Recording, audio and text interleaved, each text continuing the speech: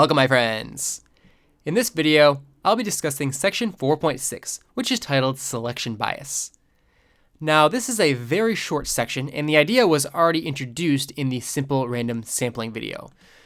So let's go ahead and talk about the general idea, and then we will have one quick example.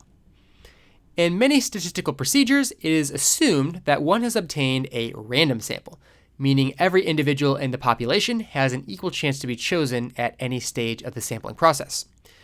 But this is not always true.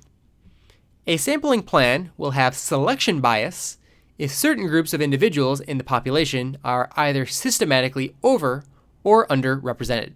And we talked about this before in the context of convenience samples. So let's take a look at an example. This is example 4.9 from page 215 of the text.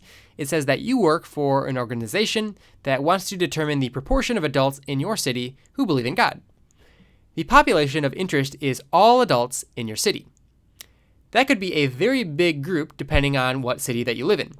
Pretty difficult to take a census and ask all adults in your city. So you decide to sample 100 adults, asking each the question, do you believe in God?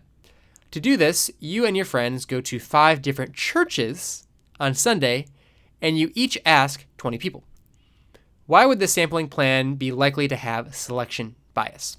So once again, selection bias is where certain groups of individuals in the population are either systematically over or underrepresented.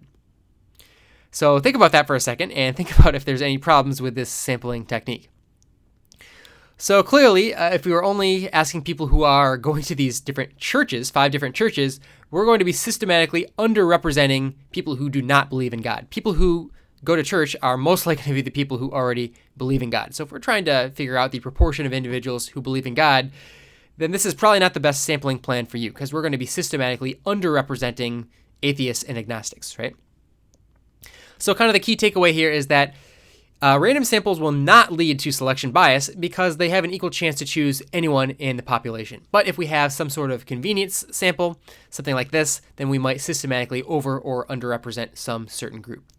Now, going forward, when we talk about confidence intervals and hypothesis testing, we kind of assume that we don't have any of this selection bias. We typically assume that we have a random sample. But this is something you should always be considering and thinking about. How can you design your sample better so that you have eliminated the selection bias? All right, that's all I had to talk about in this video, so I will see you in the next one.